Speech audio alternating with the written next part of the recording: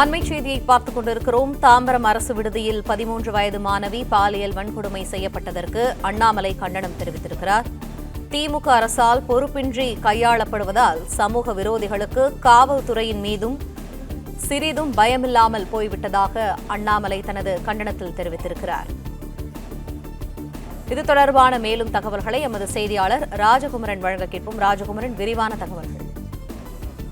சென்னையில் அரசு சேவை இல்லத்தில் தங்கி படிக்கக்கூடிய 13 வயது மாணவிக்கு விடுதியின் காவலாளியே பாலியல் தாக்குதலுக்கு உள்ளாக்கி இருப்பது கடும் அதிர்ச்சியை ஏற்படுத்தியுள்ளதோடு பெற்றோர்களிடையே அச்ச உணர்வையும் ஏற்படுத்தியுள்ளதாக அண்ணாமலை குறிப்பிட்டிருக்கின்றார்.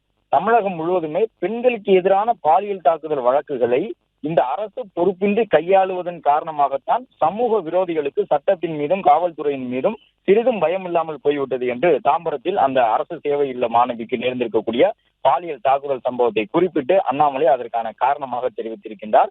ஒவ்வொரு முறையும் குற்றம் நடைபெற்ற பிறகு குற்றவாளியை பிடித்து விட்டோம் என்று பெருமை பேசிக் கொண்டிருக்கக்கூடிய திமுக அரசு குற்றம் நடக்காமல் தடுப்பதுதான் அரசின் முதல் கடமை என்பதை மறந்து போய்விட்டது என்று குற்றம் சாட்டியிருக்கக்கூடிய அண்ணாமலை உடனடியாக தமிழகம் முழுவதும் உள்ள மாணவியர் விடுதிகளில் முறையான பாதுகாப்பு ஏற்பாடுகளை செய்ய வேண்டும் எனவும் பெண் குழந்தைகளுக்கான பாதுகாப்பை உறுதி செய்ய வேண்டும் எனவும் வலியுறுத்துவதாக முதலமைச்சரை குறிப்பிட்டு இந்த பதிவினை வெளியிட்டிருக்கின்றார்.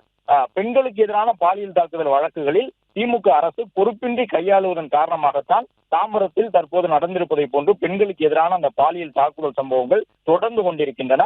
வழக்குகளை முறையாக கையாளாமல் இருப்பதால் சமூக விரோதிகளுக்கு சட்டத்தின் மீதும் காவல்துறையின் மீதும் சிறிதும் பயம் இல்லாமல் போய்விட்டது என்று குறிப்பிட்டிருக்கக்கூடிய அண்ணாமலை குற்றம் நடைபெற்ற பிறகு குற்றவாளிகளை பிடித்து விட்டோம் என்று பெருமை பேசிக் கொண்டிருக்காமல் குற்றம் நடக்காமல் தடுப்பதுதான் அரசின் முதல் கடமை என்பதை அரசு நினைவில் கொள்ள வேண்டும் எனவும் வலியுறுத்தியுள்ளார்.